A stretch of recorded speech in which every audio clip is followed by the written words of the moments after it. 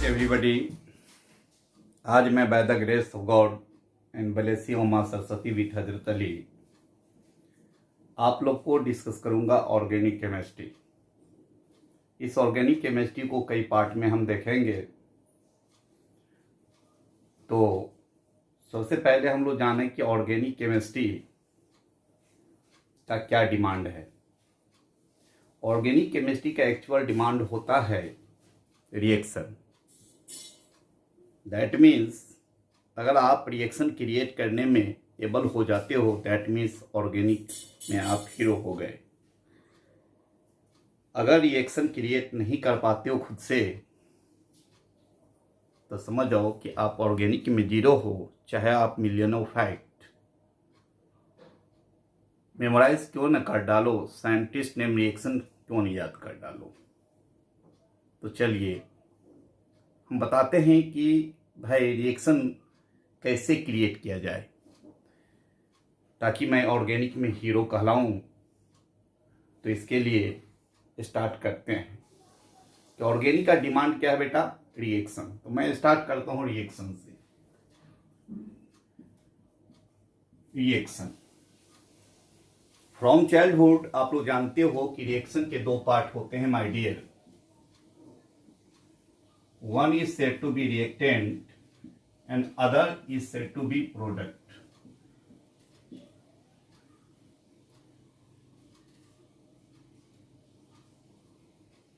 Reactant और product, reaction के दो पार्ट हुए, रिएक्टेंट और प्रोडक्ट। रिएक्टेंट क्या है?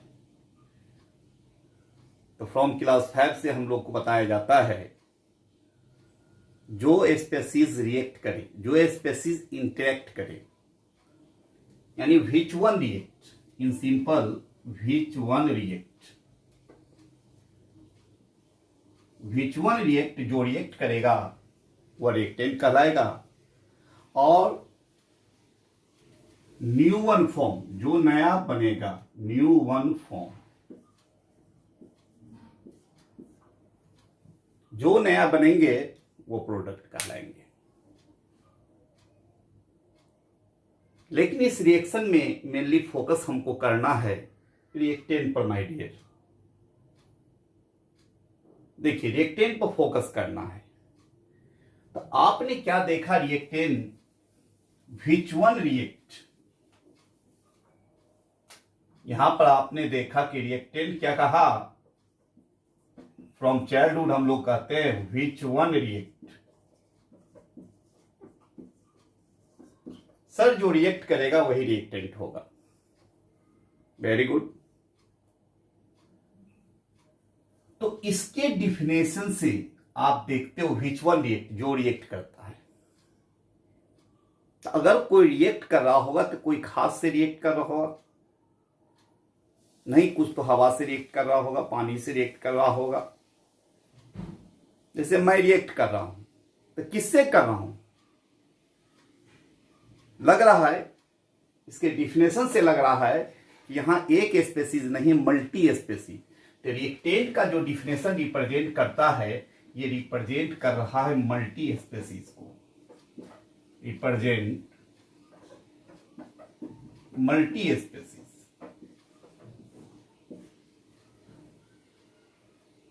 मल्टी स्पेसीज को रिप्रेजेंट कर रहा है।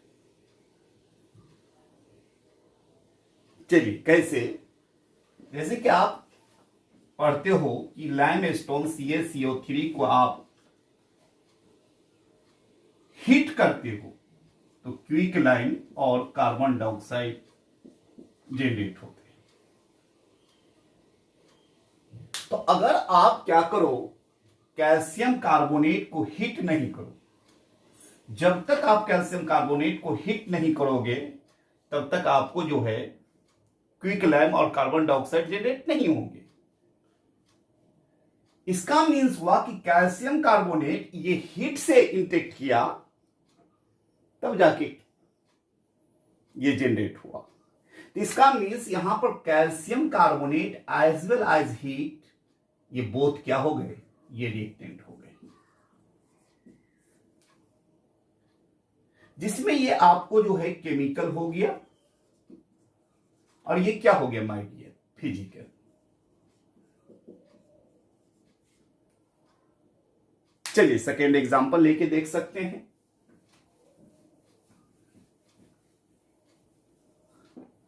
आप सिंपली यहां कह रहे हो कि सोडियम, जो आप जान रहे हो फ्रॉम चाइल्डहुड, सोडियम को क्लोरीन से ट्रीट करते हैं, सोडियम क्लोराइड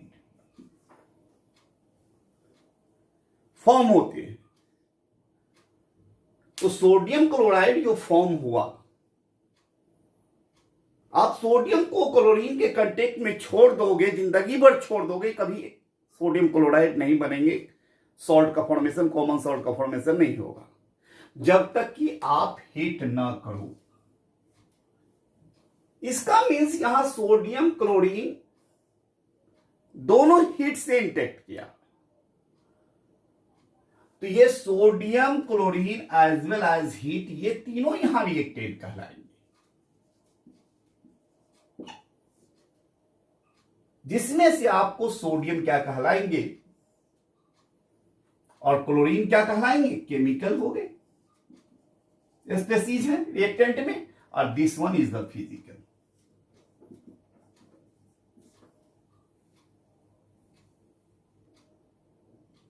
आइए चलिए हम लोग ऑर्गेनिक की बात करते हैं, इसलिए ऑर्गेनिक रिएक्शन एक ले लें।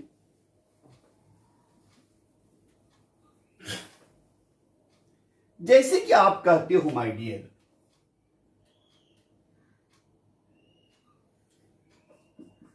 मीथेन को क्लोरीन के साथ छोड़ दिया जाता है, ये आपको क्लोरोमीथेन CH3Cl बनते हैं और HCl फॉर्म होते हैं।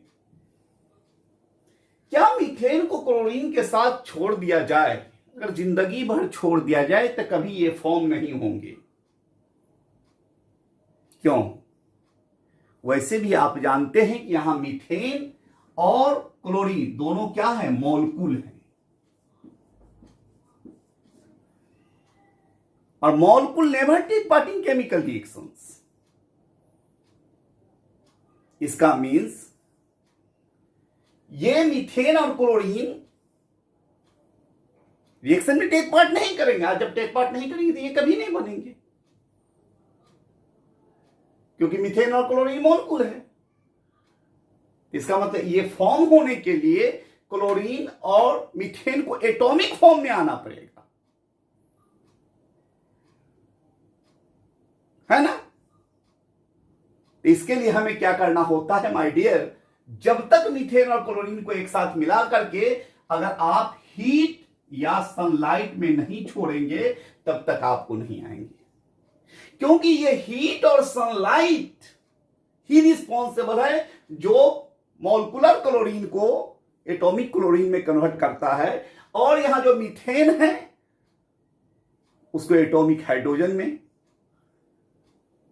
है कि नहीं, और रेडिकल्स में कन्वर्ट करते हैं, तब जाके रिएक्शंस होते हैं। इसका मीन्स यहां मीथेन, क्लोरीन और सनलाइट ये सभी क्या हो गए, एक तरह से रिएक्टेंट हो गए। लेकिन जिसमें मीथेन क्लोरीन क्या हो गए माय डियर, केमिकल हो गए, और ये आपको क्या हो गए, फिजिकल हो गए।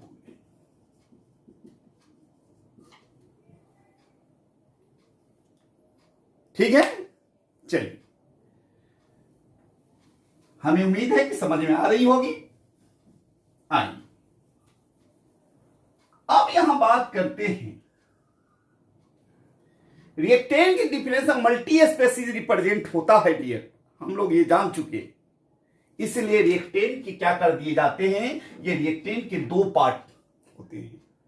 एक को हम लोग माय डियर सबस्ट्रेट कहते हैं और एक को हम लोग क्या करते हैं, रिएजेंट कहते हैं।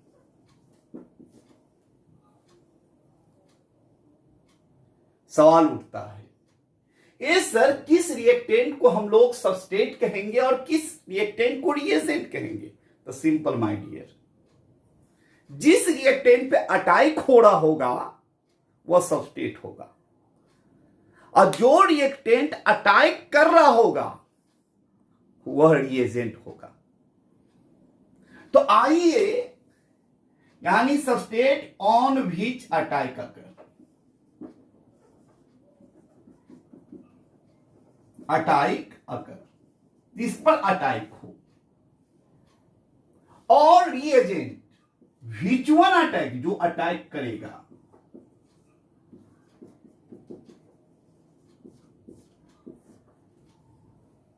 ये सर यहां समझने को समझ के रिएक्टेंट के दो part, one is substrate and other reagent. कि सर सबस्ट्रेट जिस पर अटैक होगा उसको सबस्ट्रेट कहेंगे, और जो अटैक करेगा वह रिएजेंट कहलाएगा सर। लेकिन सर ये सर हम बोले क्या सर, हम ये कैसे समझेंगे कौन अटैक करेगा, किस पर अटैक होगा, यानी कौन रिएजेंट होगा और कौन सबस्ट्रेट होगा, है ना। चलिए वेरी सिंपल है। तो इन दोनों में से किसी एक को अगर पहले आइडेंटिफाई कर लिया जाए तो ऑटोनोमस है कि रेस्ट वन आइडेंटिफाई हो जाएंगे। तो इन दोनों में से आपको डोमिनेंट कौन लग रहा है डिफिनेशन से, व्हिच वन अटैक।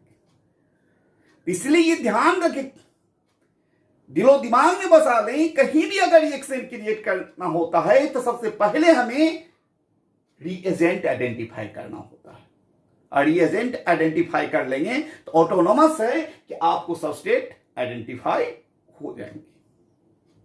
चलिए तो यहां पर सबसे पहले अब जो हम लोग रिएजेंट, तो सर रिएजेंट कैसे समझेंगे कि ये रिएक्टेंट अटैक करेगा, रिएजेंट। सर मैं ये कैसे समझूंगा कि this reactant will be able to attack, इसके लिए हमें कुछ शर्तें जानने होंगे। तो condition for reagent, condition for reagent,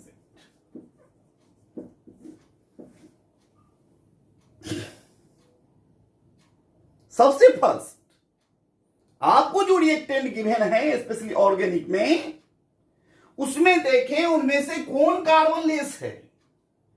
जिस रिएक्टेंट में कार्बन नहीं होंगे, आंख बंद के आप कह दो माय डियर, वह रिएजेंट होगा। यानी फर्स्ट कंडीशन कार्बन लेस। ये फिर दिमाग में आता है सर कि अगर मान लिया सर सभी ऑर्गेनिक रिएक्टेंट में कार्बन दिख रहे हैं, तब कैसे समझेंगे कि ये रिएजेंट हो, ये अटैक करेगा। तो कोई नहीं सर, दूसरा कंडीशन को देखेंगे तब कि उन दो रिएक्टेंट में कौन इलेक्ट्रॉन रिच ज्यादा है, इलेक्ट्रॉन रिचनेस मोर है, इलेक्ट्रॉन रिच वन। और यही दो फैक्ट से आप ये आइडेंटिफाई कर लोगे कौन सा